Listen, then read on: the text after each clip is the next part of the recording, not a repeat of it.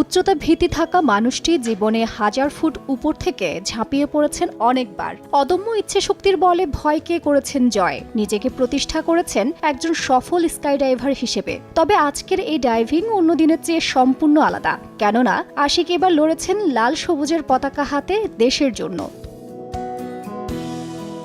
মেঘের ভাঁজে ভাঁজে পাখির মতো উড়ে জানান দেন বাংলাদেশকে, জানান দেন বাংলার মানুষের অদম্য সাহস আর শক্তির। যুক্তরাষ্ট্রের স্থানীয় সময় সকাল 8:45টায় মেমফিসে 41,000 ফুট উঁচু থেকে ঝাঁপ দিয়ে লাল সবুজের পতাকা হাতে মাটিতে সফলভাবে নেমে আসেন আশিক চৌধুরী। পৃথিবীর বুকে নামতে থাকা আশিক এক পর্যায়ে খুলেন প্যারাসুট। এরপর ধীরে ধীরে নেমে আসেন যুক্তরাষ্ট্রের মেমফিসের নির্ধারিত এয়ারফিল্ডে। উপস্থিত একমাত্র স্বজন স্ত্রীর চোখে মুখে তখন আনন্দের ঝিলিক।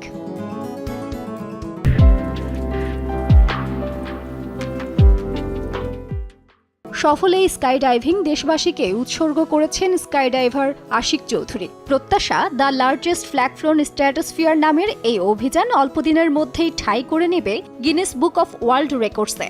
ভেরি ভেরি এক্সাইটিং, ভয় পাওয়ার মতো, এবং বাট আলহামদুলিল্লাহ সব ঠিকঠাক মতো হয়েছে। ফ্ল্যাগ শেষ পর্যন্ত ধরে রাখা গেছিল, which was very very tough as well.